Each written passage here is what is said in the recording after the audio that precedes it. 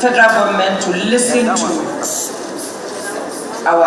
or to consider us as people that need help, not. Nigeria's First Lady Aisha Buhari on Thursday commended wives of military officers for supporting their husbands carry out their constitutional roles for national development, describing them as agents of stability and development. Aisha made the statement during the public presentation and formal launch of the book, The Journey of a Military Wife, written by Barrister Victoria Irabo, the President of Defense and Police Officers' Wives Association in Abuja. According to the First Lady, despite all the challenges experienced by wives of military officers, some traumatic, they are still hardworking. Aisha further urged the Nigerian government to consider addressing some of the issues raised in the book, like the support system for officers and their families, and called for economic empowerment opportunities for military wives in public and private sectors within the country, as well as privileges for former presidents of Nigeria. As wife of the president, exiting wife of the president, I would like to use this medium to speak on behalf of the former first ladies of Nigeria, to be able to, the federal government to listen to or to consider us as people that need help, not as magic makers. And also, the privileges that is given to the former presidents of Nigeria, they should do more.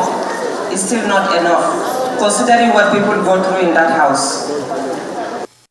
All right, Dr. Abati, the First Lady has said, considering what people go through in Aso. Remember your article you wrote about spiritual forces in the Aso. But you know that Femi Adesina has said that he slept very comfortably. But we must commend Aisha Buhari for all of her efforts. Would love to see more support for military wives. I am a police officer's daughter, so obviously I support. Like barracks. No, I said police officer's daughter. I have warned you, Dr. Abati. Not from barracks. I have warned you. Don't police. Yes, obviously, absolutely. Why not? But I support that cause, obviously, because like I said, I am a daughter of a police officer. But also, the question is, what more do the presidents want? Okay, the occasion at which Mrs. Aisha Buhari spoke was at the launch of a book by Mrs. Victoria Irabo, wife of the Chief of Defense Staff, General Lucky Irabo. And her book is titled The Journey of a Military Wife.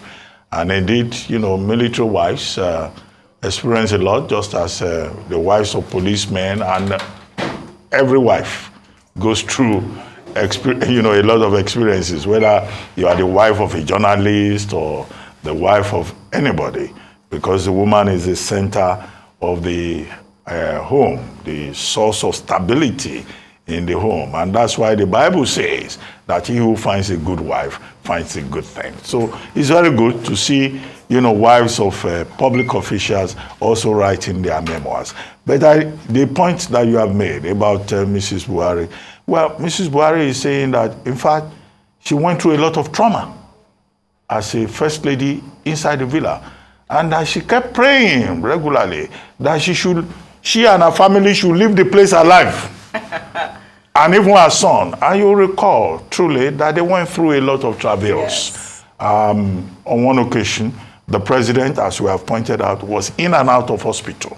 In fact, he spent almost 1 year out of the 8 years going in and out of hospital between Nigeria and the UK. And people kept saying, look, this should tell us that we have to be more concerned about the health of those persons who want to lead Nigeria. But today, the same president is sprightly, is looking very healthy and fit.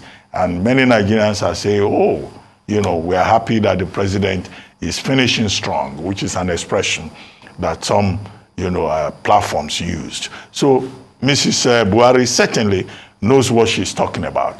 Our son had an accident, on a bike accident. Yes, I remember that story. And, as a mother, she must have panicked. But again, we thank God, the gentleman survived, went on to take a beautiful wife, while the father was still in office. But above it all, you refer to Femi Adesina. Yes, Femi Adesina has been going about that there are no evil spirits in the villa, and some mischievous sub-editors, cast headlines, say, oh, Ruben Abacha lied by talking about difficulties in the villa.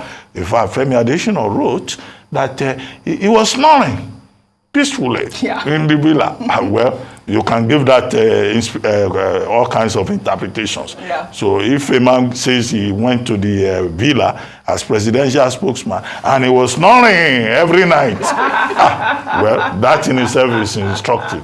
But it's my friend. He was once president of Guild of Editors. I don't want to do the analysis of the snoring, but I think it's something that we can note in terms of the semiotic indication of saying that if I was snoring soundly, you go and snore in the villa for 8 years. Oh, no wonder I didn't see the demons. When you snore, you'll be seeing angels. Absolutely. Because you are asleep anyway, half of the time. Well, all right. Is there an indication, Oji, that the economy of Nigeria too was snoring brilliantly for 8 years? Rufai. In Nigeria. Rufai I would love to comment about that. It's not I would love to comment about President's wife, Aisha Buhari, because they said she faced a lot of trauma. Yes, personal trauma, but she traumatized a lot of people in the villa. You remember the story of the boy that said he was taken to Aso Rock, that we had to protest? Also, some people in the villa too. You remember she came out to talk about the Mama and Dara family? You remember the fight with them Tunde? So as she faced a lot of trauma, she too became traumatic to some people. Some people too traumatized her in the villa. So it's trauma-faced trauma. I know you don't have to much. Africa. One people, one voice.